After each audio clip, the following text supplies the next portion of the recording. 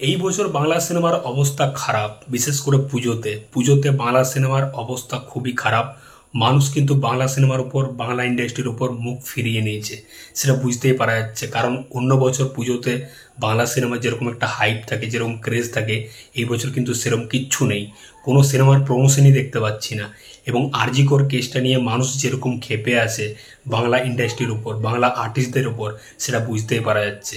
এবং এই ফিল্ম ইন্ডাস্ট্রিতে পলিটিক্স ঢুকে পড়ে, যেরকম ফিল্ম ইন্ডাস্ট্রিকে, বাংলা ইন্ডাস্ট্রিকে প্রায় শেষের দিকে নিয়ে যাচ্ছে। দিন দিন কতটা বাংলা ইন্ডাস্ট্রি খারাপ পরিস্থিতির মধ্যে চলে যাচ্ছে।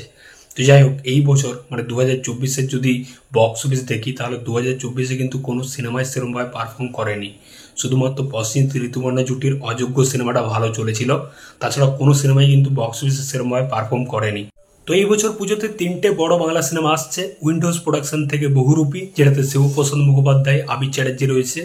দেবের প্রোডাকশন হাউস থেকে টেক্কা, যেটা ডিরেক্ট করছে সৃজিত মুখার্জি, দেব, রুক্মিণী মৈত্র, স্বস্তিকা মুখার্জি, টোটা রায়চৌধুরী, ভালো একটা কাস্টিং আছে।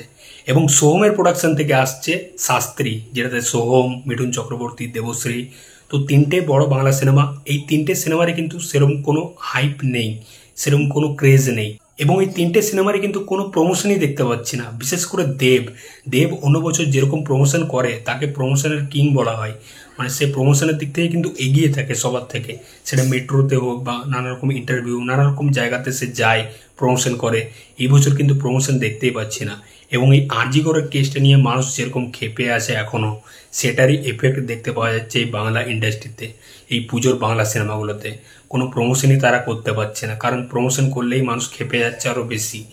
তো এই বছর পুজোতে কিন্তু এই 3টে বাংলা সিনেমাই খুব বড় একটা মানে খারাপ সিচুয়েশন ফেস করবে, যেটা মনে হয়। এবং অনেকগুলো হিন্দি সিনেমাও আসছে, এবং একটা হলিউড সিনেমা আসছে, যেটা বড় একটা হলিউড সিনেমা, সেটা হচ্ছে জোকার 2। এই সিনেমাটা কিন্তু একটা বড় এফেক্ট ফেলবে বাংলাতে, মানে বাংলা ইন্ডাস্ট্রি। এবং বলিউডের যে দুটো সিনেমা আসছে, সেটা হচ্ছে আলিয়া ভাটের জিগরা সিনেমাটা, যেটা খুব ভালো একটা সিনেমা হতে চলেছে। এছাড়া রাজকুমার রাও আর জাহ্নবী কাপুরের যে সিনেমাটা ভিকি বিদ্যা কা বউওয়ালা ভিডিও, ওই সিনেমাটাও আসছে।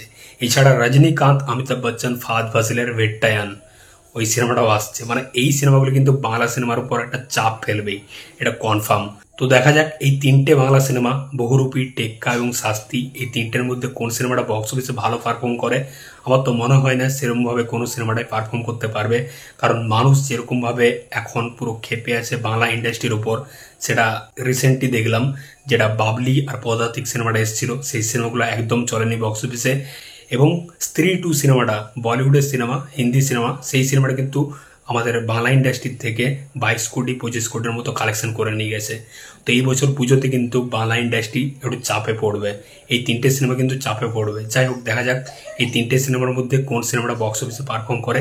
তোমাদের কি মতামত অবশ্যই কমেন্ট বক্সে জানাও। দেখা হচ্ছে পরের ভিডিওতে। চললাম, এই নতুন চ্যানেলটা ভালো লাগলে অবশ্যই সাবস্ক্রাইব করে রাখো। চলো।